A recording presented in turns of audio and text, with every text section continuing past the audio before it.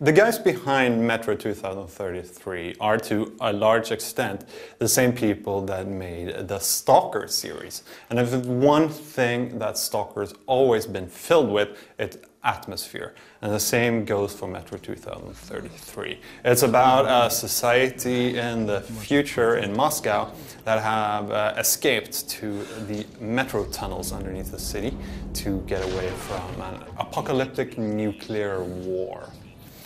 Now, all the little details in Metro 2033 are incredible, and the entire atmosphere that creates gives the game an incredible intensity. You can really feel the desperation of the people down in the tunnels.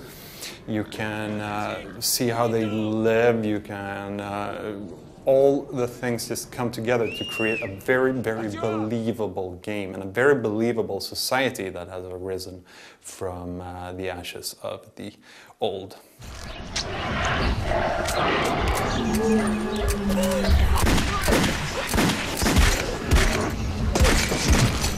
But while the storyline and the society and everything around the game is very believable and very intense, and you really feel for the people who live down there, and you feel their plight and their fear and how they have to fight against each other, and the mutants and the monsters and the ghosts that live out in the metro tunnels and above ground as well. The actual gameplay of Metro 2033 is where the game is lacking. The combat doesn't really feel right. The weapons are not intense enough. It doesn't feel like you're actually firing them. Mostly it sounds like tick, tick, tick, tick, tick, tick, tick, instead of real gun sounds. Even when you're talking about real like AK-47s and stuff that the inhabitants of the tunnels haven't built themselves. And also, the way the enemies react when you shoot at them doesn't really feel, well, it doesn't feel very believable. I'm quite sure that if I sneak up behind someone and shoot them in the back of the skull with a double-barreled shotgun, I'm quite sure they die instantly.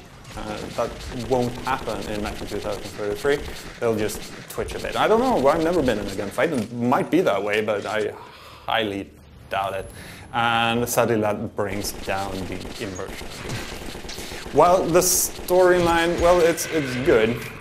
Based on a book by a Russian author whose name I'm not even going to try to pronounce because, well, pronouncing Russian names in front of a camera never works out for me. But the storyline is good enough, but it's hard to really get a feeling for it. I really want to read the book now, but I don't think it really translates well to a game, or at least they haven't managed to translate it all the way. You don't really understand why the main character, Artyom, decides to embark on a journey through the tunnels to find this guy called Hunter. I don't care about Hunter. I've met him once. I just want to hang out with my friends in my home metro station and, well, stay out of monsters' reach. But Artyom, he heads out and faces communists and Nazis and monsters and flying demons and, well, what have you. And that part doesn't really make that much sense. Also, Artyom doesn't have a voice, kind of like Gordon Freeman in the Half-Life games. Except during loading screens when he reads what I think he reads from the actual book, and he sounds so bored that at times I'm wondering if I'm actually supposed to feel bored as well while playing. When we emerged into the ruins of Moscow, I felt both fear and my journey, but the caravan went no further.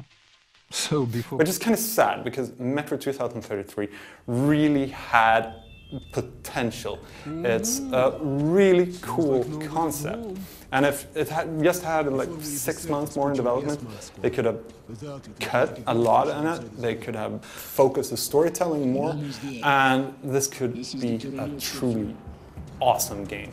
But it has all the makings of a cult classic, and it's really fun to see a game like this released on the 360 and not only for PC. And I hope that 4A Games get another opportunity to give us a game like this, because they really know how to create an interesting world. No!